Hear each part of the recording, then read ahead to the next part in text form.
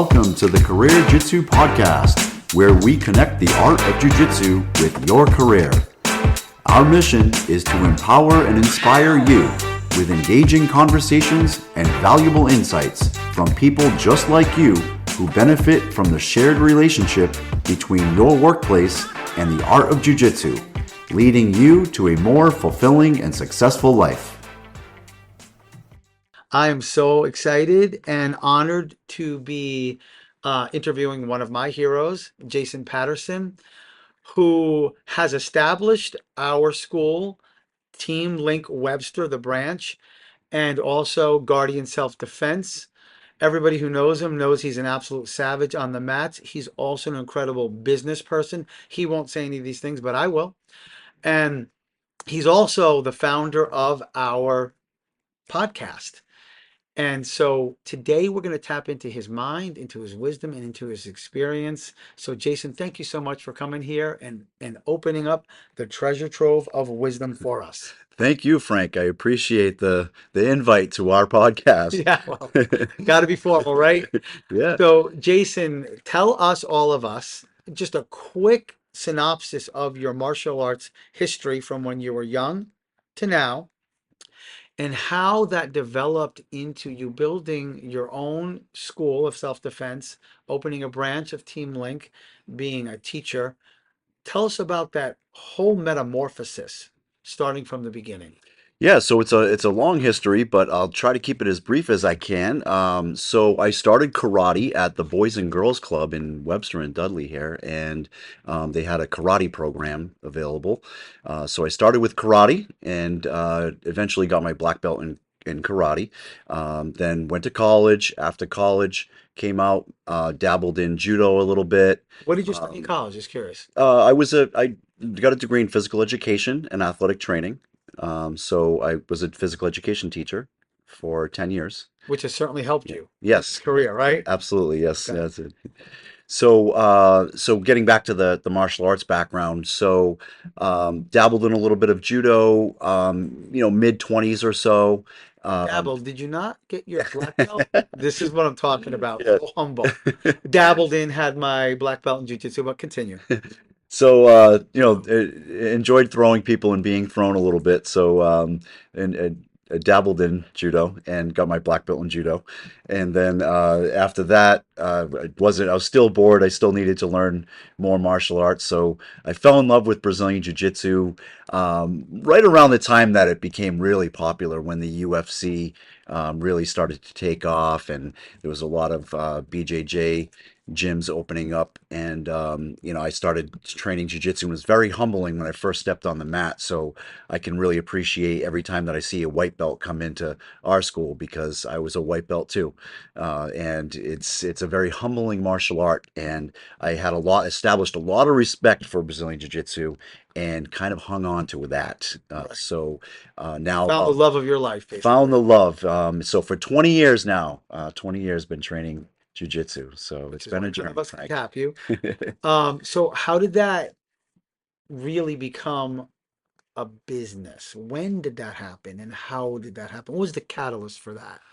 So at the time, I had been living in Japan. Right after college, I worked for a few Did years. you do karate in Japan, by the I way? did, I did. Oh, very Yes, cool. yeah. Okay. So I was there for about 2 years, and had some life changes, and came back to the United States, and decided that I needed to kind of start my life over, and I was trying to discover what I wanted to do, and realized that my passion really was martial arts. So, and I was going through a rough time too. So, perseverance was a big part of doing that too. So, having that passion and that perseverance inspired me to start looking at opening up my own school. So, opened up my own school in 2005.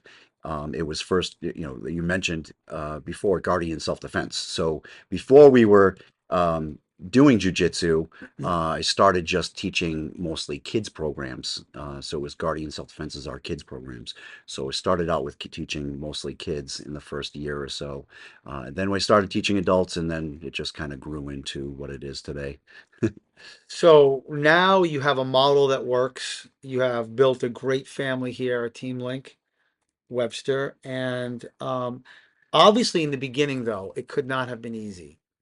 So you must have had a lot of failures, tried a lot of strategies. Some worked, some didn't.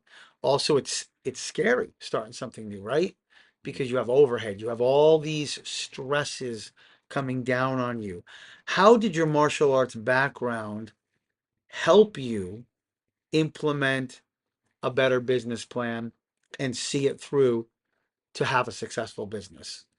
Yeah, so yeah, businesses have a lot of ups and downs, and I'm not alone in that. But I can tell you that perseverance is the biggest word that I can think of because you have to be able to endure the rough times. It's easy to enjoy the good times, but it's harder to really persevere through those hard times. And there's been in those ups and downs, we've been able to persevere, and now we have I don't know how many students we have at this point in time, but it's significant at now. You've got your critical mass Yeah. and it's good people, and Yeah. you've built a healthy team. Yes. So I guess something I'd want to ask, and anybody who's in business who does anything with teams, you really worked hard, and I know you have, to have a chemistry here and a culture here because everybody who comes here feels comfortable. You made that happen because sometimes I'm not bashing any other schools. There can be people who come in who don't get your culture, right? Who people who are maybe like, I'm here to just destroy people, or I'm going to come in here and let's freaking fight. You made it a culture that's very nurturing. That yeah, if you want to be a trained fighter, you can do that. But if you just want to come in here, get a good sweat on, learn some good things, you can do that too.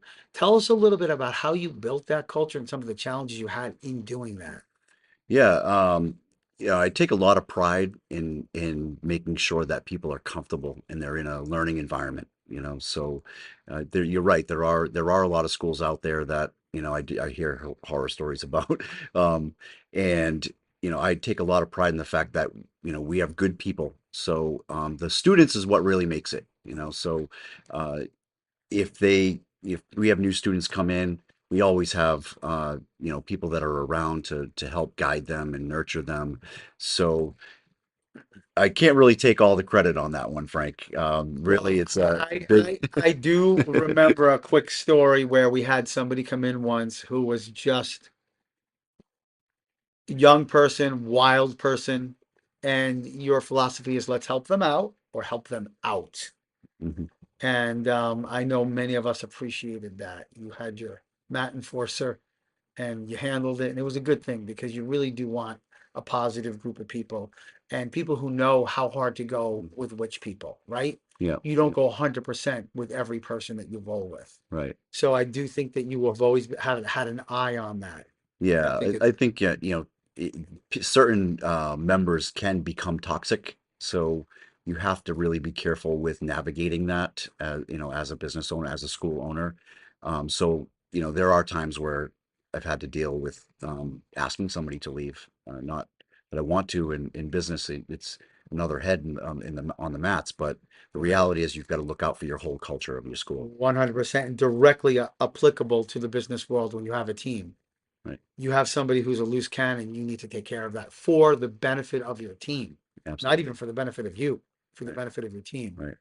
Um, And the same, sorry, Frank. yeah, So, no, and then the opposite of that, you have like maybe a toxic person that you need to remove, but also, I like to hone in on finding people in the gym that are nurturing, people who do like to help others right. grow.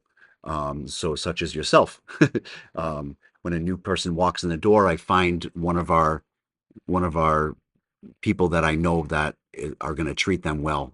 Right. Somebody that I know That that they have can the trust. empathy and that can clearly remember what it's like, Yeah, right. right? Exactly. Jiu-jitsu does make you do that. Jiu-jitsu makes you humble. And jiu-jitsu reminds you that everybody starts as a white belt. You did, Mhm. and it gives you empathy. I Absolutely. definitely think so. So I want to ask you a little bit. One of the things I learned from you, and I apply it to everything. One of the best things you always repeat to us, survive. First survive, then escape, then get a good position, and then you could worry about your submission. And I think that strategy is universal for everything you want to accomplish in life. So I want to kind of toss that back to you.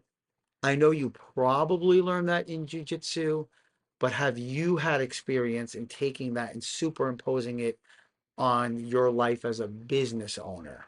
Mm. And can you give us an example of that? Yeah, I think jujitsu has really taught me that, and that really, Frank, is what inspired this podcast, really, is the fact that so many of the lessons that I've learned in jujitsu, I've been able to apply to my life.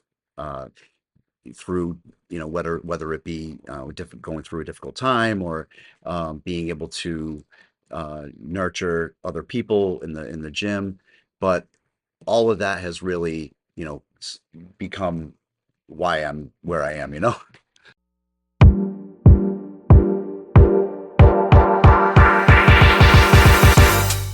It's tap in time, your favorite part of the show where we tap into your thoughts and feelings.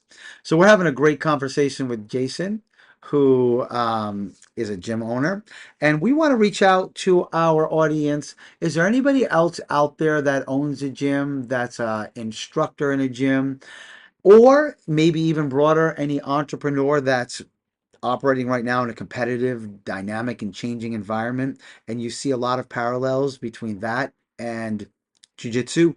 We'd love to hear from you. Tap in. We're looking forward to it. Right, right. Um, so a question for you, like for us in our school, when we look at you, it's like nobody can beat you. It's like you always have the answer. But you've always managed to stay humble. You're always humble and kind. You work with everybody. Do you ever have situations, because we all wonder this, like, do you ever get crushed by somebody on the mat? Because I've never seen it happen. And if so, how do you deal with that? I deal with it the same way you do. It does, when you have a role, and if I go to another gym and there's another black belt on the mats and I roll with them, there's plenty of times where I'm going to be challenged too. I'm going to be crushed. I'm going to be submitted. I have some colleagues of mine that come to our gym sometimes that are black belts that have been black belts for 10 years longer than I have.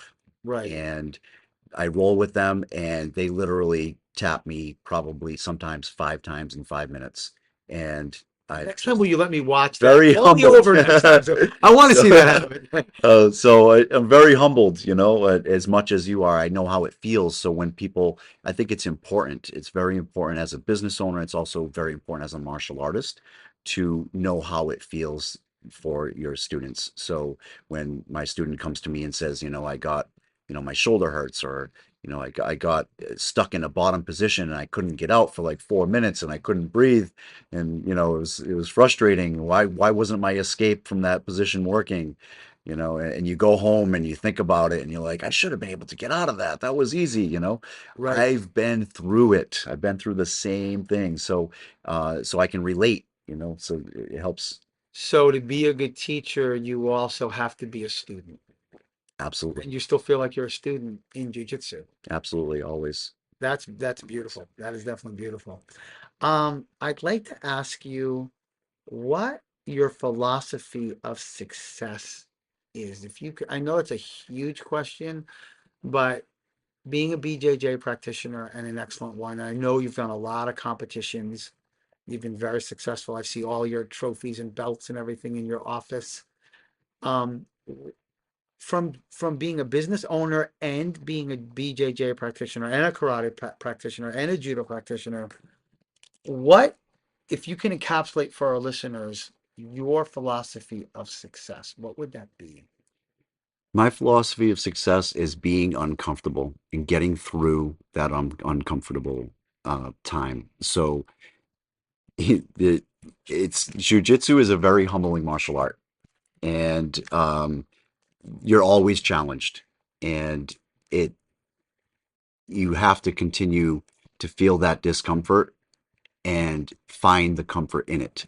So learning from it, pushing through something that has been a difficult time, or even in a role, you can relate that to a role. You're in a bad position and you get stuck and you don't know what to do, and then you figure it out. You kind of find the solution, or Right. even if it's not in that moment, maybe after the class when you're troubleshooting it, and you ask, like, you've done that a lot, Frank, where oh, I got stuck. Can you show me this? What would you do here? Right. At Right, least you right, get one right. step further.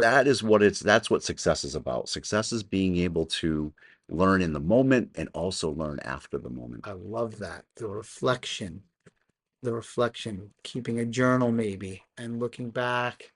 Um, that's great. The thing about what I love is there are books, there are whole books written by very, very successful people about that. You grow in your uncomfort. When you're not comfortable, that is your growth zone. Hmm. That's the most fertile soil for you to sprout, right? Hmm. You can grow when you're comfortable, but the real growth comes when you're uncomfortable. And there is, I would say, jujitsu is the incarnation of that. It is physically and mentally uncomfortable when you are under somebody twice your size and their shoulders in your neck, and you have to try to breathe and get out of that.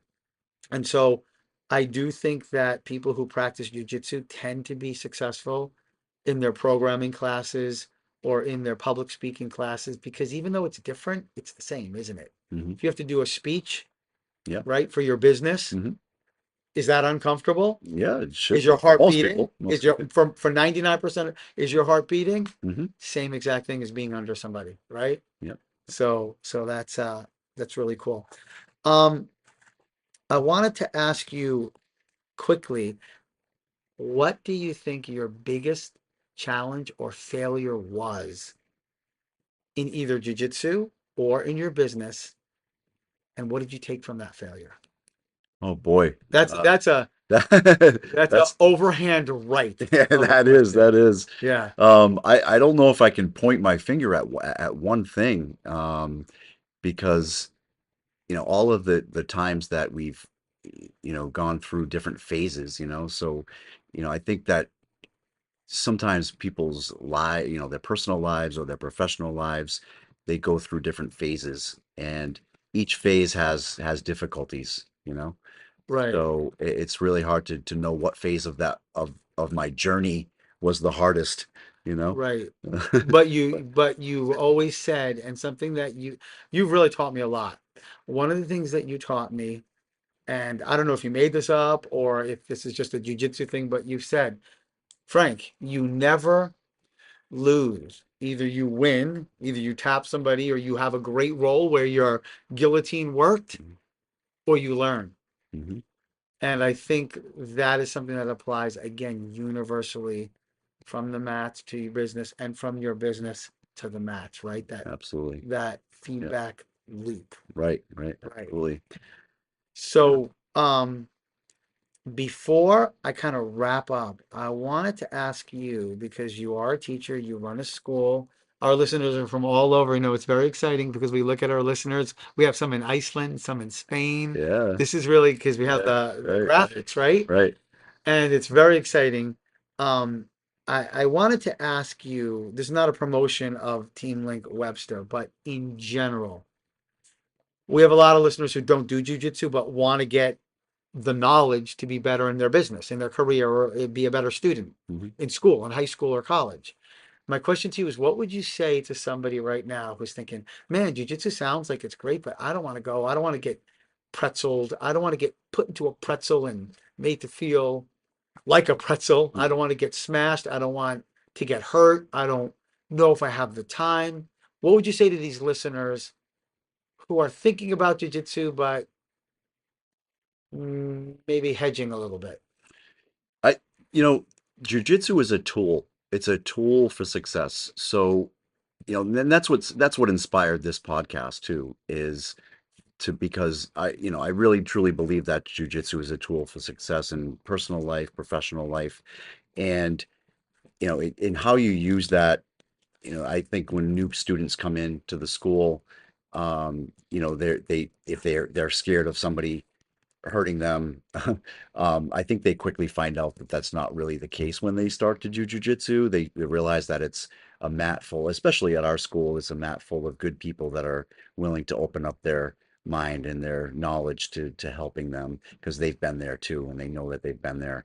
So if you're at a good gym, I don't think it shouldn't happen. And because it's a great tool, I think when people come in and they start to do jujitsu, they start to realize the benefits of it. And then it spreads into their professional life, right? So some people have been training for, if you bet for yourself, for example, we've been training for 5, 6 years, and Seven. yeah, so we have some members in our gym that have been training that still are on the mats every week with us that have been training for 12 years.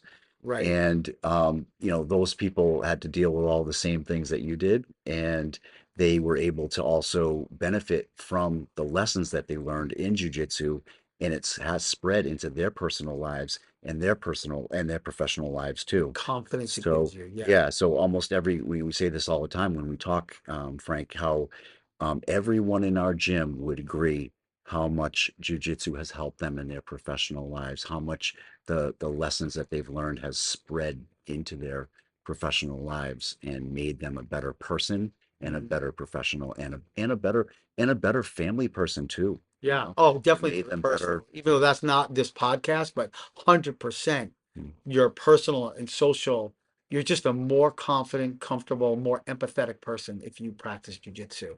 I would like to add to that really short, and this is not bashing on the art of salsa dancing, but I took some lessons in salsa dancing and went out and did it.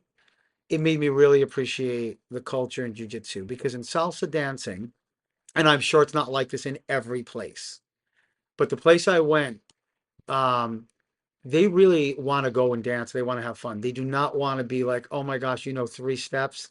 They're like, I'm not here to teach you. I'm here to have fun. right. So until you get to a certain level, you're really not that welcome. There are nice people who will help you, Hmm. but when you walk into a jujitsu gym, everybody's like, oh, I would love to work with you, even though you know nothing, Hmm. because it's fun to teach you. I don't need to roll hard. Hmm. I don't need to be challenged with everybody. I'm happy. Good for you. They're literally happy that you came there and they want you to love it. Hmm. Hmm. And nobody feels brand new white belt walks in. I don't feel like I'm wasting my time with them. I'm like, cool, I'm going to teach you the basics. And as I teach you the basics, I'm going to remember the basics. So when I roll, I won't forget them. Right. And I'm sure not all salsa, I know we're going to get a lot of comments about this. I'm not all sure all salsa dancers are like that, but when you walk into a jiu-jitsu gym, most people are going to be damn happy you're there and they're going to be happy and honored to work with you. So remember that and give it a shot, right? Yes, absolutely. That the social benefits of that, people, there have been so many friendships, so many interpersonal relationships that have grown out of our gym. 100%. And that, I have people sometimes that I don't see for a while, and then I run into them and they're still hanging out with the person that they hung out with 15 years ago when they did Yes, jujitsu. it's all about bonds. I mean, you It's, make, and it's a great cross section of society. We have engineers, we have carpenters, and they're all great people. They all have your back. Sometimes they literally have your back too, yeah, right? right. Right. So I just like to quickly say thank you so much for all of this. Some of the things that just are salient in my mind that you said, find your passion. Jiu-jitsu helped you find your passion, and then you made a whole living out of it. Yes. It's beautiful. So, all our people out there, especially the young people who feel a little lost, find your passion. You told us about perseverance and resilience. Jiu-jitsu teaches that in a 5-minute roll, and that really applies to your entire life. You told us about establishing a good culture. Business owners and corporate leaders, you must take care of your culture. You must take care of your team. I love Absolutely. that. you taught us, even if you're in a power position and you're a leader, you got to know how it feels to be humble. You have to know how it feels to be a student. Mm. And as a teacher, I totally agree with that. And then you also talked about reflection. Your greatest growth comes from hard times and then afterwards reflecting on that. What did I do well? What could I do better?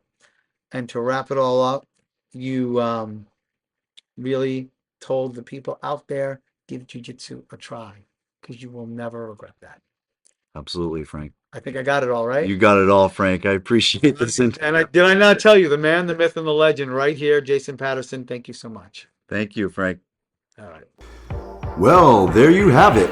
As we wrap up today's episode, let's take a moment to reflect on the powerful connections we've explored between the art of jiu-jitsu and your career.